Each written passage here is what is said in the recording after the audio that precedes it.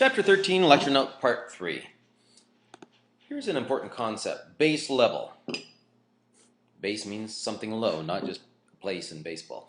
When we're talking about base level, we're not talking about, well, the kind of base behavior that some people exhibit. Not this. We're talking about the lowest level to which a river can erode. When a river's up in the mountains with a high gradient, high velocity, it erodes quickly. As it gets down toward the mouth, entering a lake or an ocean, it tends to slow down and becomes depositional rather than erosional. It can no longer erode at that point. In most cases, rivers will assume this kind of concave shape over time. Now, because rivers wear away at this line is going to move upstream. This is downstream, this is upstream. It's a lot easier to swim downstream than it is upstream. Here's then an example of that. These are rivers that are starting about right there, or tributaries, usually dry.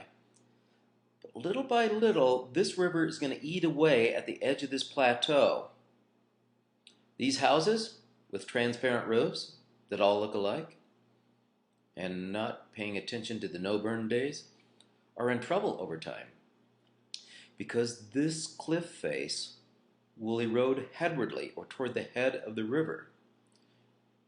They're probably okay, but it's just something to think about. Here's an experiment for you, or a test.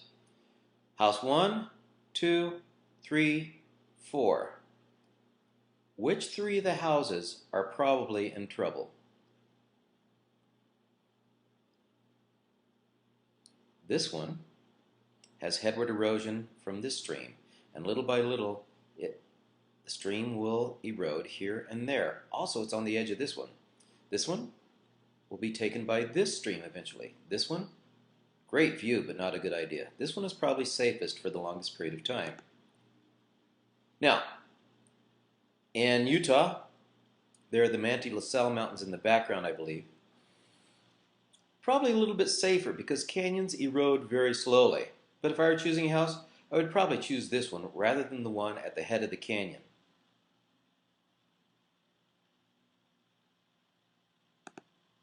Now, let's talk about stream piracy. R. Here is a version of what the Shenandoah River, the Beaver Dam Creek, Gap Run, and Goose Creeks used to look like. These are ridges of the Appalachian Mountains back in the eastern part of the United States. These are gaps, what are called water gaps. Little by little, these gaps rose even though the river was flowing. If the gap rose slow enough, the river could cut downward through the rising rock. Over time, take a look what happened to the Shenandoah River. It eroded headwardly over toward Beaver Dam and stole the waters from Beaver Dam. That continued until it took the waters of Gap Run and Goose Creek.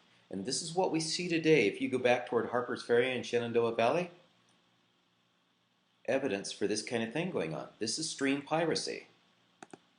I put in here effects of dams. I'm not sure why I did this, but it's still kind of cool. When you build a dam, it creates an artificial base level, the lowest level to which water can flow. And if the water behind this dam slows down, well, what happens to its sediments? Just like the chocolate milk on your counter at night, all those sediments get dropped. And over a period of years, every dam in the United States, every dam in the world is going to be filled up with sediments. And dams will become waterfalls. The only thing we can do is pump the sediments out. This is very important too because these sediments eventually go downstream to the oceans to form the new beaches. When we stop the sediments from going downstream, we are essentially causing erosion of the beaches down by the ocean. This is just kind of a cool picture of a wash in North Scottsdale. What you see here are layers of sediment in various floods. You go from fine to coarse to fine. The coarse was deposited during fast-moving water, and the fine was deposited during slow-moving water. There are several years of floods in this. And the same thing here. Fast-moving water, faster moving water, faster and faster moving water. just like tree rings in a way. Okay, just some questions on velocity in rivers. Where do you get high speed? What's the effect of the stream channel? Effect of the stream bed shape, and the effect of gradient. Now keep in mind that typical velocities of a river are 0 to 7 miles per hour, or up to 3.1 meters a second, about 10 feet a second. The speed of the Mississippi at its headwaters, for example, is 1.2 miles per hour.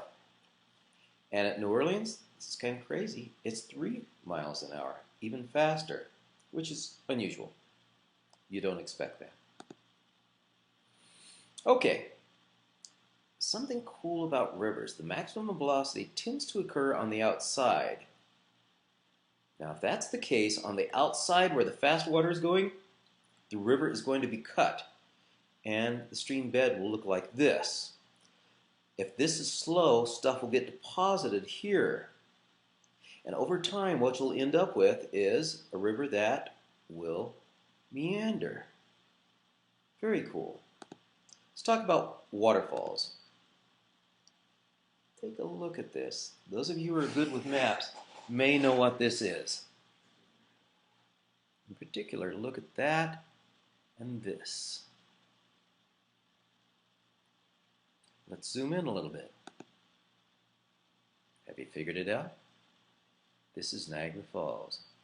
Those of you who have been to the visitor center, right here, those who have gone down the elevator, you popped out somewhere down here wearing your little yellow jacket. Those of you who rode the Maid of the Mist, you're in here getting sprayed. What's kind of cool about this waterfall is it hasn't always been there. Just like we have headward erosion in stream beds, we have the same thing in waterfalls. When water falls over this dolomite, which is a hardened type of sandstone, it digs underneath, causing this material eventually to collapse and making the waterfall move backwards a little bit every year. How much? 1.5 meters a year. Since the time Champlain came into the area 400 and something years ago, Niagara Falls has moved back well over a quarter mile. Over a few thousand years, it has moved several miles upstream from where it used to be. Waterfalls like this are beautiful, but they're not permanent. Little by little, this waterfall will be 1 foot, 2 foot, 3 foot further upstream. Here's one of the more famous waterfalls in the United States. This is Grand Falls on the Little Colorado River, downstream from Winslow, Arizona.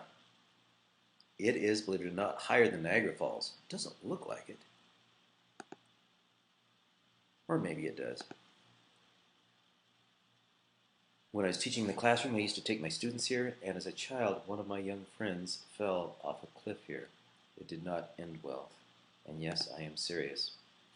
This waterfall exists because lava from a volcano a few thousand years ago flowed into this area, blocked the river. The river had to flow over this, and still is retreating past this area. Potholes. When water swirls and swirls and swirls in one place over a period of time, it will create what's called a pothole. On occasion, rocks help dig out these potholes too. It's not just hydraulic action. A rock will get into one of these little circles and go around and around and around year after year, being trapped in there and wear down to make these cool pools, potholes. Oh, by the way, this little hole under here is called the plunge pool. So we have plunge pool and potholes.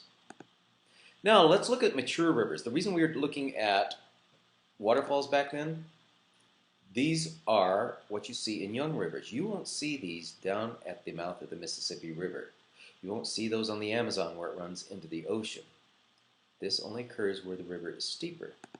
Mature rivers tend to be less steep, they flow more slowly, they have a lot of tributaries, they have more discharge than a youthful river, and their channels erode wider rather than deeper. Here is the Animas River near Durango, Colorado. If you've ever been to Purgatory or Durango Ski Mountain, it is just behind the pilot taking this picture.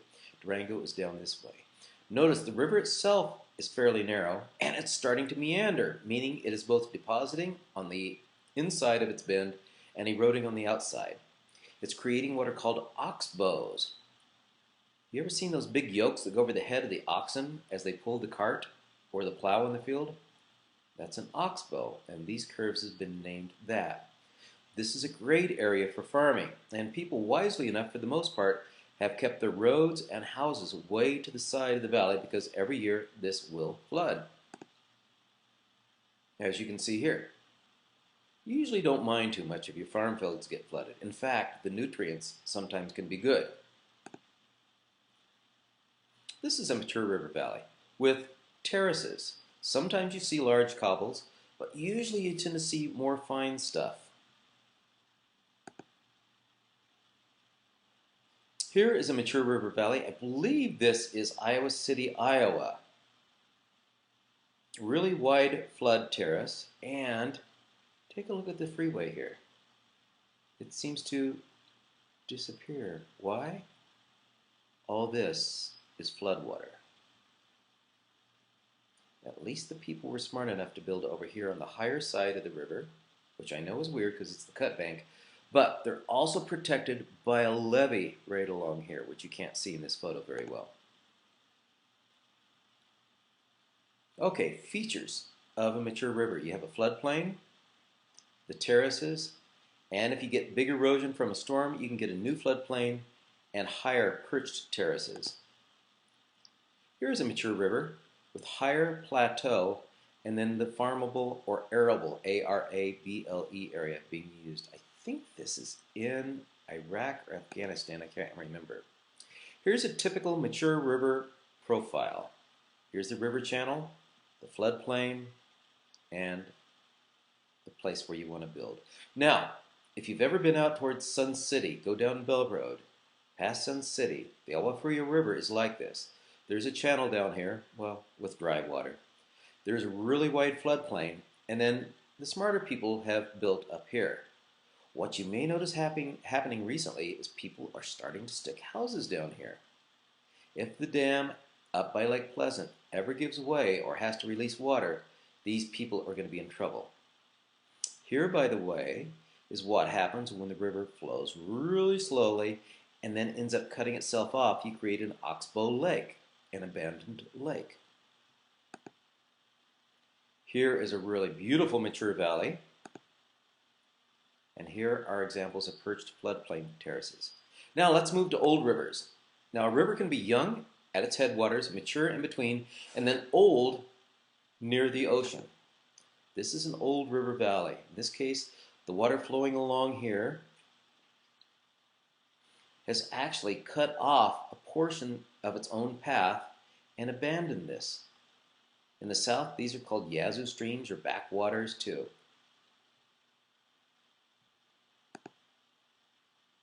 Oxbow lakes.